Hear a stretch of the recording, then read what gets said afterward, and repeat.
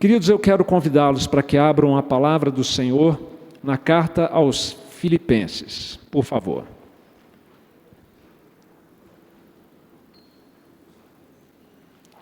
Filipenses, no capítulo 1, versículo 1 e 2. Filipenses 1, 1 e 2.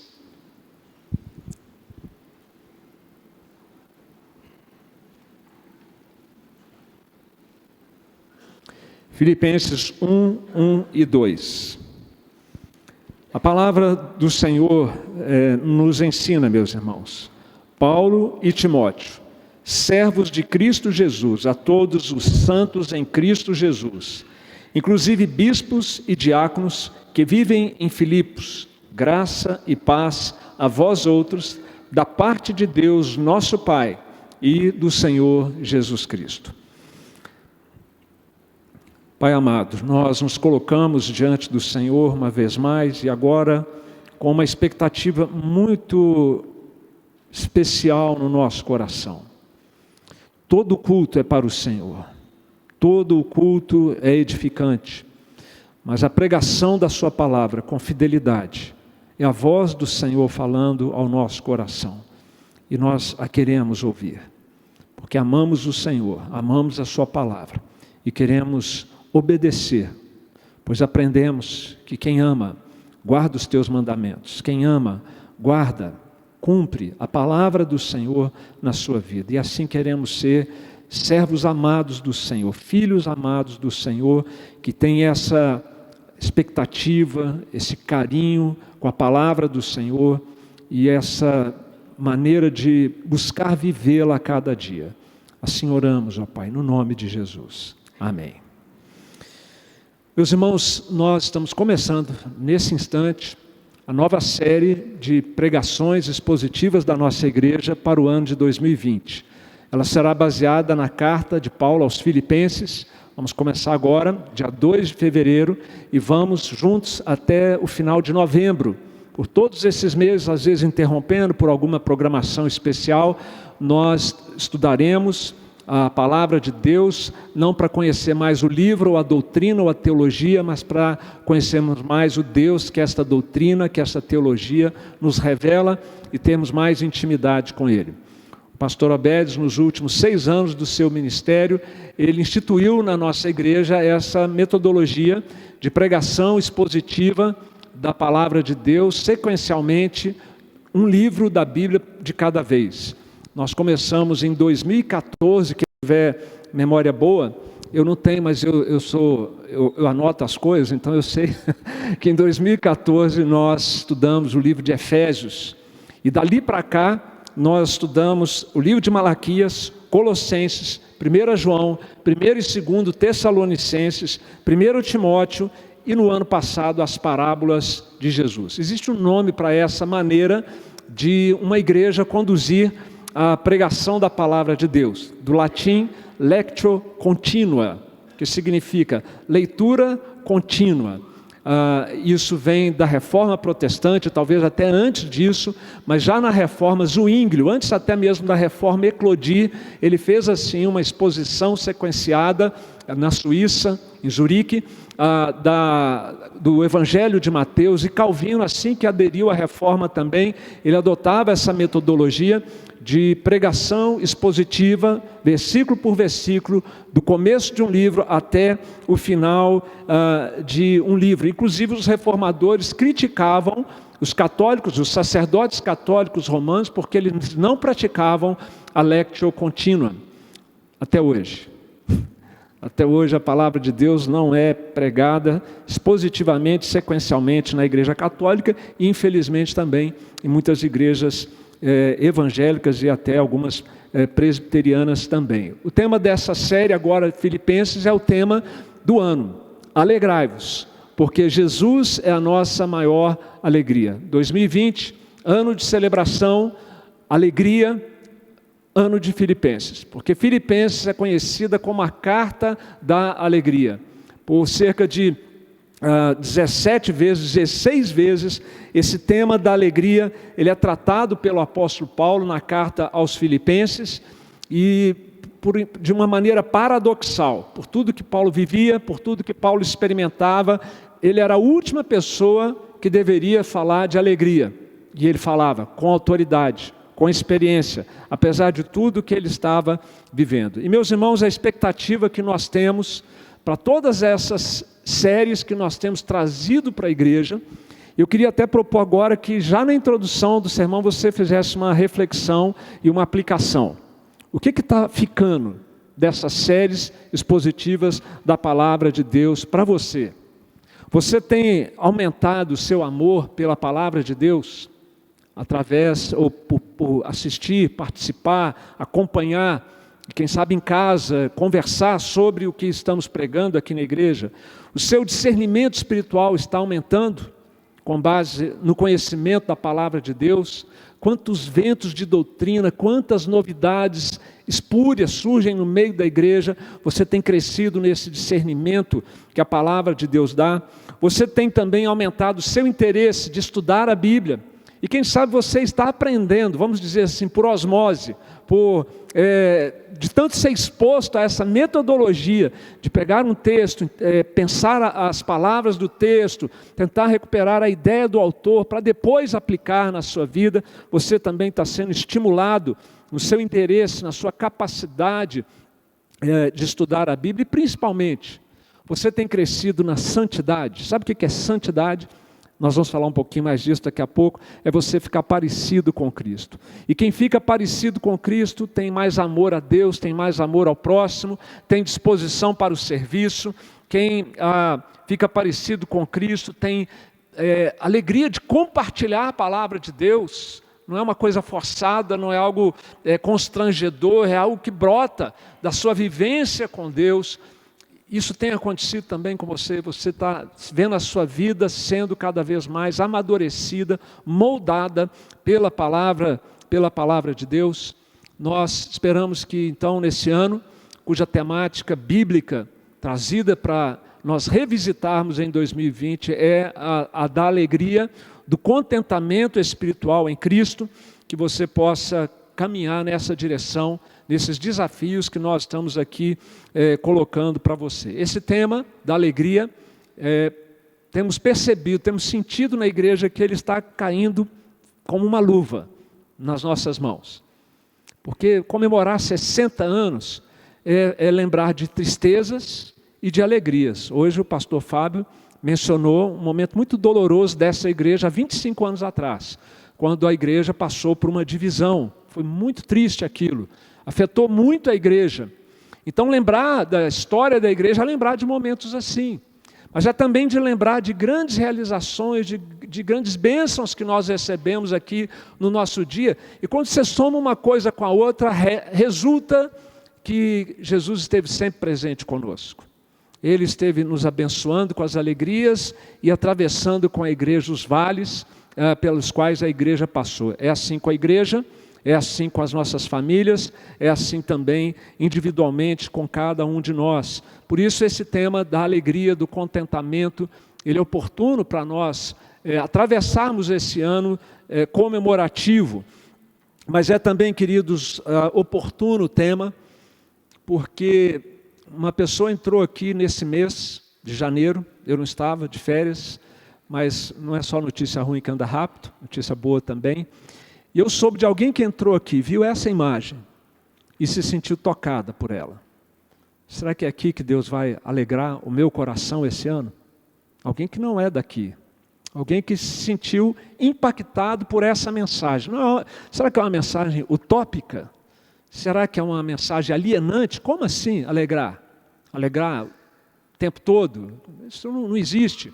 Pois bem, é o que nós queremos ver ao longo desse ano. Vamos repisar esse tema várias vezes e nós vamos buscar uma resposta para isso. É utopia, a alegria, o contentamento na vida do crente em todo o tempo? Como Paulo diz, alegrai-vos sempre, outra vez digo, alegrai-vos no Senhor. Nós vamos buscar essa resposta com o Espírito Santo de Deus, quando Ele deixou registrado para nós, aqui nessa carta, nos 4 capítulos da carta, essa resposta. E essa orientação espiritual para que nós possamos viver contentes e alegres no Senhor, independente das circunstâncias que possam advir na nossa vida ou mesmo na nossa igreja. A carta de Paulo aos Filipenses, então, meus queridos, assim começa. Paulo e Timóteo, servos de Cristo Jesus, a todos os santos em Cristo Jesus, inclusive bispos e diáconos que vivem em Filipos. Essa carta ela é muito especial, é uma carta extremamente agradável de ser lida, com mensagem muito preciosa a todo crente que ama a Deus.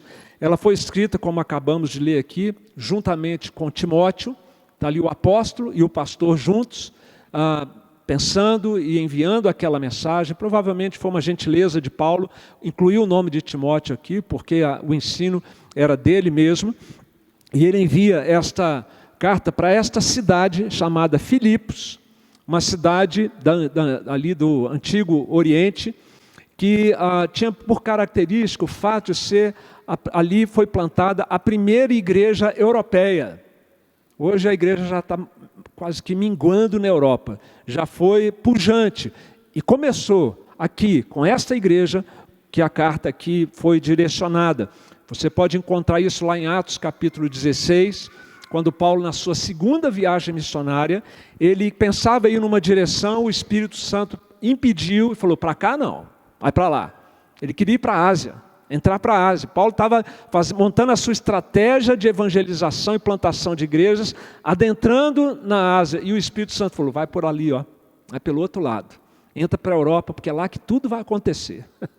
Ele não falou nesses detalhes, né? Mas certamente o Espírito Santo de Deus, onisciente, sabe de todas as coisas, sabia que essa era a melhor estratégia. Paulo obedece, ele encontra uma mulher orando à beira de um rio, num círculo de oração de mulheres, chamada Lídia, e ela recebe o Evangelho e se torna a primeira convertida. O primeiro membro da primeira igreja na Europa foi essa nossa irmã em Cristo, chamada Lídia. O Senhor, Ele honra as mulheres na plantação de igrejas, na ressurreição, no seu ministério terreno. Jesus mostrou o valor e a dignidade da mulher, e isso teve um impacto social violento daí por diante no resgate da dignidade da mulher na sociedade.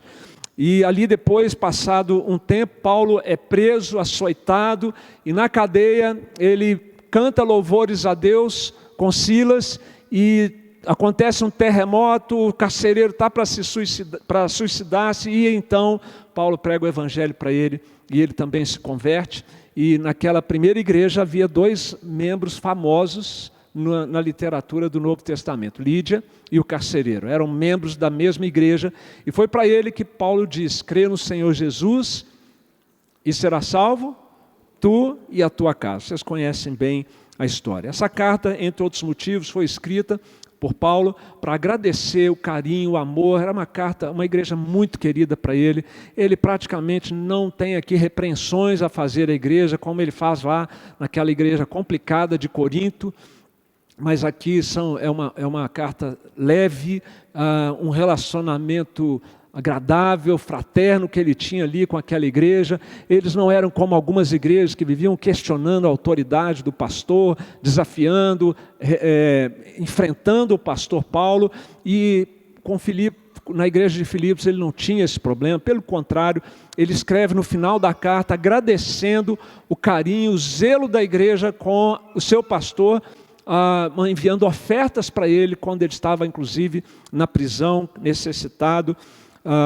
Paulo então escreve por esse motivo. E aqui nesse primeiro versículo, meus irmãos, no primeiro e no segundo, nós somos apresentados aos principais personagens que vão estar aqui chamando a nossa atenção durante a leitura, a lectio contínua nos próximos meses. Nós temos Paulo, temos Timóteo, eles são os autores da carta, temos os destinatários da carta, uma comunidade de crentes, e nessa comunidade, Paulo, curiosamente, pela primeira vez, destaca, como ele não faz em outras, os bispos ou presbíteros, são equivalentes os termos na Bíblia, os presbíteros da igreja e os diáconos da igreja. E além disso, desses personagens, nós somos apresentados também a mais 2, que têm um papel fundamental na história daquela igreja: o Pai e o Filho. O Pai e o Filho, que são mencionados no verso 2, são os responsáveis, o Deus triuno, pela existência daquela igreja. E, meus irmãos, parece, às vezes você lê um prefácio, uma saudação, você já pula logo e vai para o que interessa mais à frente, né, quando a gente vai ler uma carta bíblica. Mas aqui, desde já, no prefácio, um engano nosso achar que prefácio, saudação e conclusões não há nada para a gente aprender. Aqui já nesse prefácio, nós somos ensinados que, independentemente de qualquer coisa, é um grande privilégio nós estarmos ligados a Jesus Cristo. É um privilégio imenso nós estarmos em Cristo. E é porque estarmos em Cristo que nós podemos nos alegrar no Senhor sempre e em todo o tempo.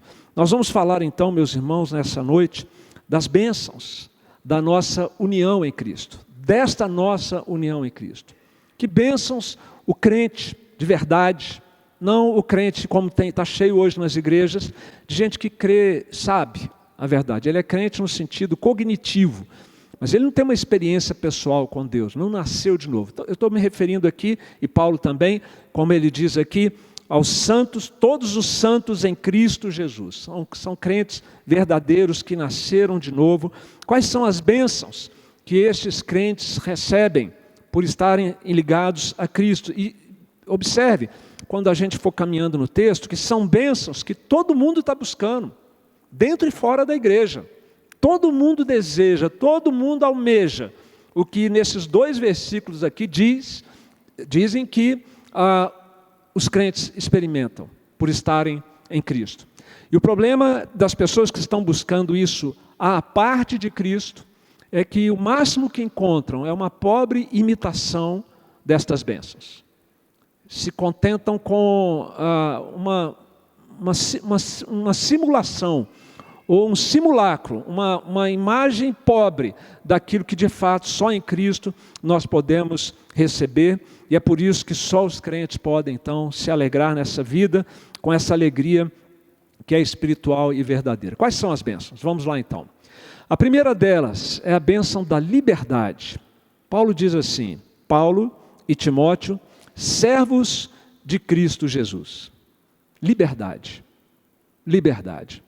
Porque quando Paulo diz servo do Senhor Jesus Cristo, ele está evidenciando a sua situação de verdadeira liberdade. Um comentarista muito competente da palavra de Deus, chamado William Hendrickson, ele diz que Paulo foi o homem mais feliz da terra. Paulo, o homem mais feliz do mundo. Vamos pensar por quê? Paulo, ele era uma celebridade no primeiro século. Todo mundo queria um autógrafo dele, uma selfie com ele, inclusive, né? Os seguidores dele eram milhões no YouTube. Ele era um youtuber muito famoso, era um cara assim, muito popular.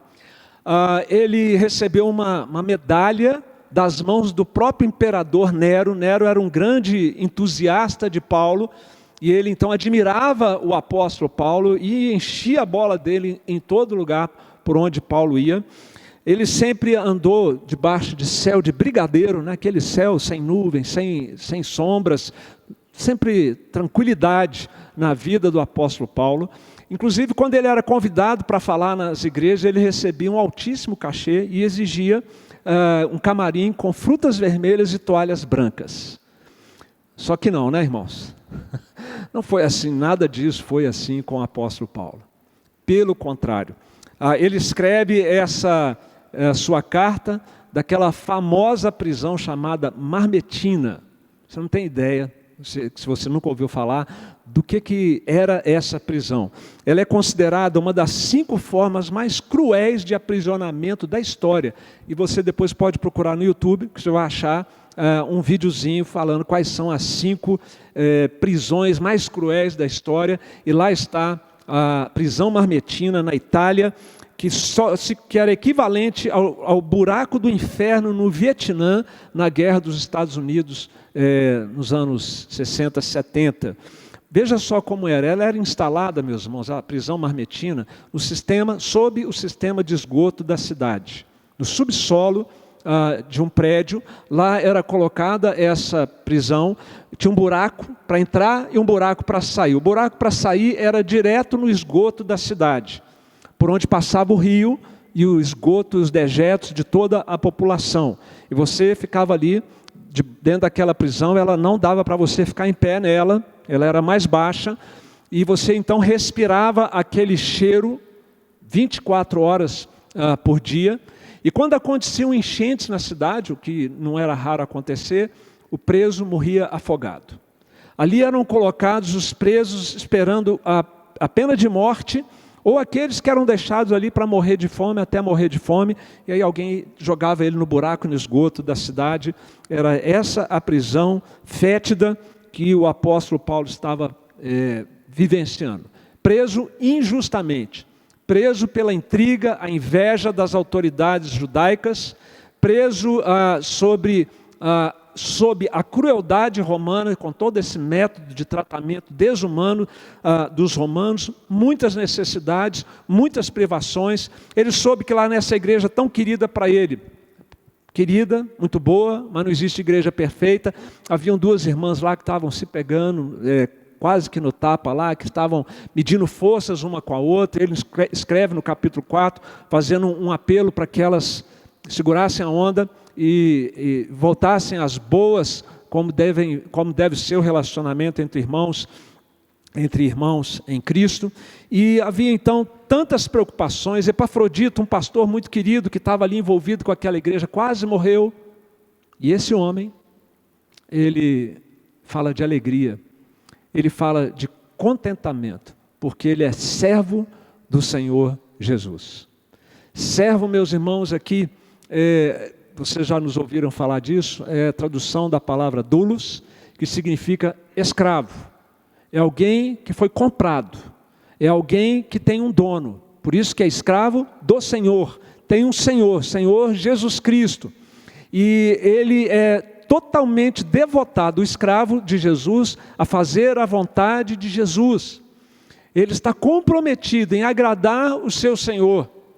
E por isso Paulo então tem forças morais, emocionais e espirituais para passar por todas essas coisas terríveis que faria qualquer um de nós aqui se sentir destruído. Seria um problema com consequências devastadoras para mim e para você passarmos por essa situação que o apóstolo Paulo ele estava passando. Sim, ali estava, meus irmãos, o homem mais feliz do mundo, porque ele era servo do Senhor Jesus Cristo, escravo do Senhor Jesus Cristo. Uma vez ele escreveu da prisão a um amigo dele chamado Filemon. Ele disse assim: eu sou Paulo, o velho, e agora até prisioneiro de Cristo Jesus. Ele se via assim, não como prisioneiro de Roma, mas como prisioneiro de Jesus Cristo. E era nisso que ele encontrava alegria de viver. Ele não era mais dono de si mesmo, ele não era mais escravo do seu pecado, porque nós sabemos, Jesus disse isso em certa ocasião, que todo que comete pecado é escravo do pecado. Só tem dois jeitos de viver essa vida: ou escravo do pecado, ou escravo de Jesus Cristo. Ou prisioneiro do pecado, ou prisioneiro de Jesus Cristo. E aquilo que traz alegria ao coração do verdadeiro crente, quando ele é escravo de Cristo e prisioneiro de Cristo, é ver como Jesus, como Deus, o Pai, o Filho e o Espírito Santo tratam seus servos, seus escravos, como a Trindade trata seus prisioneiros.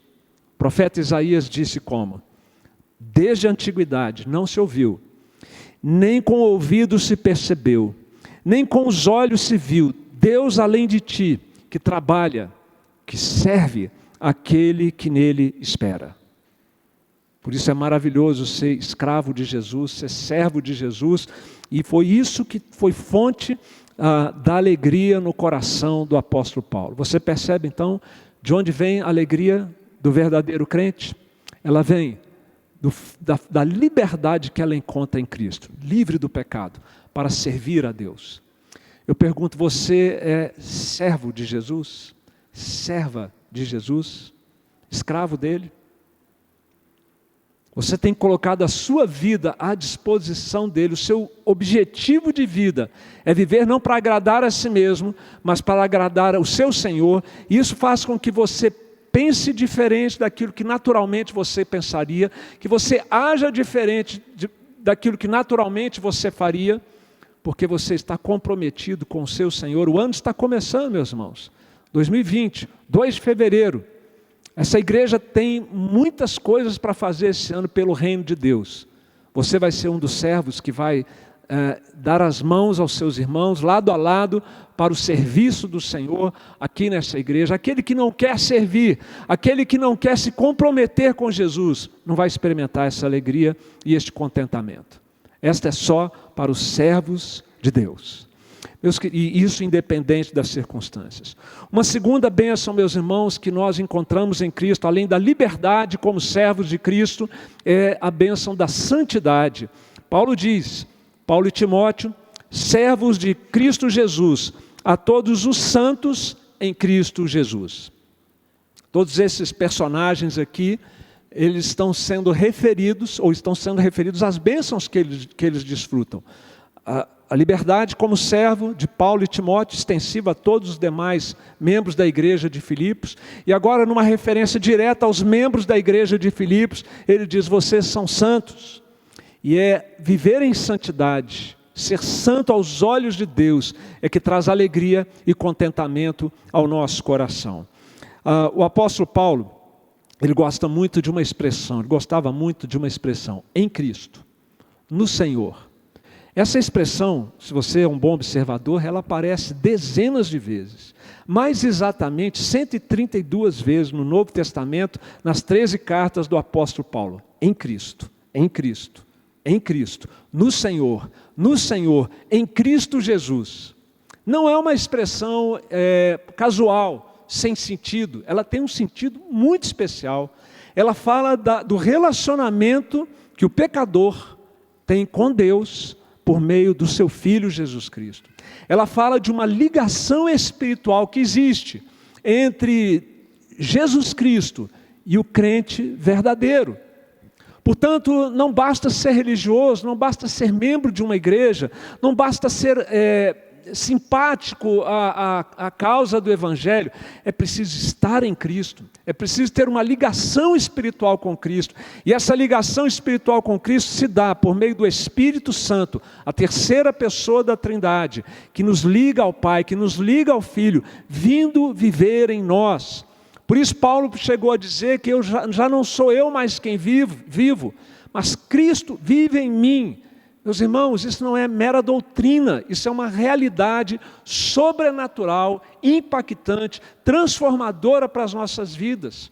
Aqueles que estão em Cristo são santos. Existem santos das mais diversas categorias, nas diversas religiões. Os santos, os gurus, a Igreja Católica, falo respeitosamente, não para agressão, mas é fato, ela considera santos os mortos. Então, de tempos em tempos, alguns mortos que nos critérios de avaliação católica viveram uma vida acima da média e realizaram milagres, são canonizadas e são consideradas santos. A palavra de Deus vai numa direção completamente diferente. Ela diz que santos são os vivos, não os mortos. Chamados para serem santos são todos os verdadeiros crentes que estão em Cristo. E a palavra santo, meu irmão, é alguém que foi separado de uma condição comum para um uso especial, religioso, no caso aqui, para o Senhor Jesus Cristo. Separado para Jesus. Santos, portanto, meus irmãos, são todos aqueles que foram separados por Deus para glorificar a Deus com as suas vidas. E quem foi assim separado por Deus, essa é a chamada a santificação posicional na nossa teologia. Posicionalmente, Deus olha para mim, para você que está em Cristo e diz: é santo, é meu, foi separado para mim. Mas tem também aquela santificação experimental, diária, progressiva. Quem foi separado por Deus assim tem que viver em santidade. E se não tem coisa melhor do que viver em santidade, meus irmãos. Sabe por quê? Viver no pecado, seja ele de que ordem for, imoralidade, agressividade, desonestidade, egoísmo, seja o nome que for, viver em pecado é viver em rebelião contra Deus. E não é bom viver em rebelião contra Deus. Traz culpa.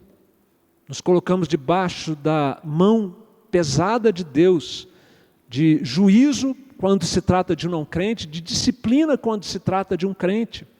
É pesado viver em pecado. Por isso o autor de Hebreus diz que a gente deve correr a carreira cristã, nos desembaraçando de todo o peso e do pecado que tenazmente nos assedia e que torna a vida, a gente se arrasta quando tem uma bola de ferro ali, que são os nossos pecados e a falta de santidade. Ser santo, meus irmãos, como eu disse na introdução, é ser parecido com Jesus Cristo. Nós somos chamados para isso. Ser santo, meus irmãos, é a gente restaurar, é ser restaurado em nós o homem e a mulher de verdade que Deus criou para nós sermos e que o pecado desfigura em cada um de nós. Não ser santo, meus irmãos, é feio, é pesado para mim e para você. É antinatural, nós não fomos criados para viver a não ser num padrão de santidade, a não ser para vivermos como Jesus é. Por isso quem vive em santidade, instigado pelo Espírito Santo, capacitado pelo Espírito Santo, não na sua força, não na sua capacidade, ninguém é capaz disso, vive melhor, vive alegre, vive contente. O pecado tira a alegria do coração. As circunstâncias podem estar todas ótimas, tudo muito bem, céu de brigadeiro, mas se faltar santidade, não há contentamento, não há alegria, a vida é um fardo, a vida é pesada. Você percebe de onde vem a alegria do crente? Vem da santidade. E aqui você então precisa estabelecer um projeto para a sua vida nesse ano de 2020. Nós vamos falar aqui de alegria o tempo todo. E você já sabendo que a alegria e o contentamento espiritual só é possível numa vida de santidade, faça um projeto pessoal. Esse ano eu quero crescer cada vez mais na semelhança com Jesus Cristo. Busque isso. Veja, peça ao Senhor para sondar. Os puritanos, eles eram especialistas em propor o autoexame. O autoexame era uma disciplina espiritual que eles martelavam mesmo na vida da igreja puritana. É você se colocar diante de Deus, confessando os pecados já conhecidos e pedindo ao Senhor, me mostre, Senhor, aonde eu estou ainda permitindo que a imundícia do pecado tome lugar no meu coração. Não são meros erros, meus irmãos, não são meras falhas, não são meras fraquezas. Pecado é imundícia, pecado emporcalha a alma, pecado tira a alegria e o contentamento de viver. Se coloque diante de Deus nesse sentido. Seguindo um pouco mais adiante, meus irmãos, no verso 2, então, Paulo diz, graça e paz a vós outros, da parte de Deus, nosso Pai, e do Senhor Jesus Cristo. Mais uma bênção que experimenta aquele que está em Cristo, é a graça do Pai, a graça do Filho. Graça, maravilhosa graça de Deus. A graça, você conhece aquela definição clássica, não existe outra melhor do que ela, é o favor de Deus não merecido. Todo mundo sabe isso. Se você não sabia, anota, porque um crente que não sabe a definição da graça, essa definição, está precisando voltar lá na classe de presbiterianismo aplicado para revisar aí os seus conceitos bíblico-doutrinários. Graça é o favor de Deus. Significa, meu querido, que Deus olha para você, que está em Cristo, favoravelmente. O rosto de Deus brilha quando olha para você. Por isso, na bênção arônica, o Senhor ensinou Arão a abençoar o povo de Israel assim: o Senhor faça resplandecer o seu rosto sobre ti e tenha misericórdia de ti. O Senhor sobre ti resplandeça o seu rosto e te dê a paz. O resplandecer do rosto de Deus é Deus olhar para você, não com tristeza, não com ira, indignação, mas olhar para você com alegria, com acolhimento e abençoar a sua vida. Paulo está desejando isso, né? Essa graça de Deus ao seu povo, ao povo de Deus lá em Filipos. E é assim que funciona para mim e para você que estamos em Cristo. Você pode contar com o favor de Deus, com a simpatia de Deus, com o cuidado de Deus, com a proteção de Deus. Meus irmãos, isso não é mero ufanismo religioso, meus irmãos. Isso é promessa de Deus, isso é consequência da aliança de Deus com você. Deus é bom, meus irmãos. O Senhor é bondoso, o Senhor é misericordioso, o Senhor nos ama, o Senhor gosta de nós, o Senhor se alegra no seu povo, e Ele se comprometeu com a sua palavra em nos abençoar. E é por isso que a gente vive contente, porque o Senhor nos ama, o Senhor nos ajuda. O apóstolo Paulo, quando ele se sentiu extremamente vulnerável, fraco, limitado, ele recorreu a essa graça de Deus, porque essa graça de Deus, ela tem uma característica, ela é onipotente. O que Deus quer fazer em nosso favor, Ele pode fazer, e que se for o melhor para a glória do nome dEle, Ele fará. E se Ele não está fazendo, é porque Ele tem razões insondáveis para nós, Ele não nos deve explicações o tempo todo, e nós temos que confiar nesse Deus. Quando Paulo estava assim, então, limitado nas suas forças, Deus disse para ele, nosso Senhor lhe disse, a minha graça te basta, porque o poder de Deus se aperfeiçoa na fraqueza. De boa vontade, pois, mais me gloriarei nas fraquezas, para que sobre mim repouse o poder de Cristo. E numa outra situação, Paulo revela também como que a graça de Deus o ajudou. Quando ele estava para ser entregue para virar comida de leão na arena romana, ele diz assim, o Senhor me assistiu, mas o Senhor me assistiu e me revestiu de forças e fui libertado da boca do leão. Você percebe de onde vem a alegria e o contentamento do crente que está em Cristo? Vem da graça, do favor imerecido, poderoso, que Deus destina ao seu povo, aos seus filhos. Por que que então, muitas vezes, nós estamos tentando viver a vida na força do nosso braço? Por que que a gente ora tão pouco? Lê a Bíblia tão pouco? Frequenta a escola dominical muitas vezes de uma maneira tão inconstante, se frequenta. Mesma coisa com os cultos. O crente que está fazendo isso, ele com a boca ele declara uma coisa, que a graça de Deus é tudo de bom, mas na prática ele tenta viver sem a graça de Deus, na força, na sua própria força. Porque, meus irmãos, que nós muitas vezes somos assim. O ano está começando e nós não precisamos temer as adversidades que possam advir nesse novo ano. Porque o Pai que chamou você, o Pai com quem você foi reconciliado, ama você. O Filho que deu a sua vida na cruz e serviu como mediador dessa reconciliação, ama você. O Espírito Santo de Deus que habita em você, que tem como fruto a alegria, ama você. Não vivamos esse ano, portanto, meus irmãos, na força do nosso braço. Faz parte do combinado, faz parte da aliança, do Deus triuno. Ele nos ama. E, meus irmãos, para concluir, o apóstolo Paulo diz, graça e paz a vós outros. Paz da parte de Deus Pai e do Senhor Jesus Cristo. A paz do Pai, a paz do Filho. Essa paz, meus irmãos, contrasta com tudo o que está acontecendo hoje no nosso mundo e, infelizmente, muitas vezes nas nossas vidas. Ansiedade, depressão, aflição da alma, inquietação, insônia.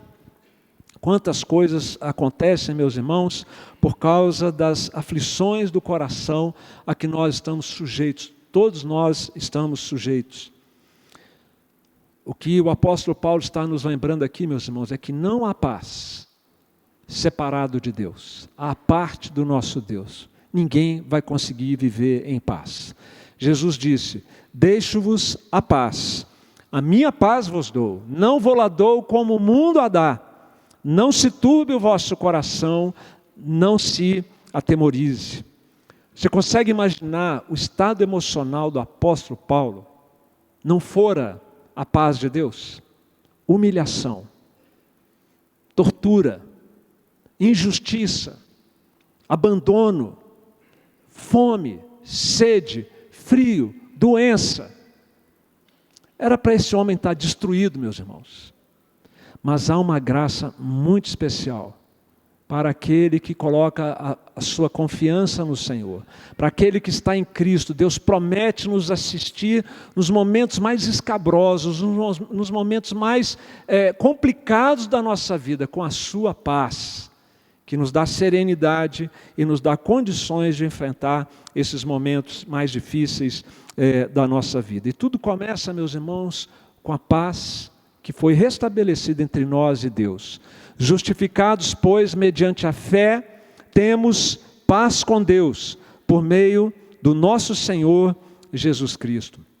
O célebre Martin Lloyd Jones, pregador da rainha da Inglaterra, ele disse: o segredo da vida é estar bem com Deus.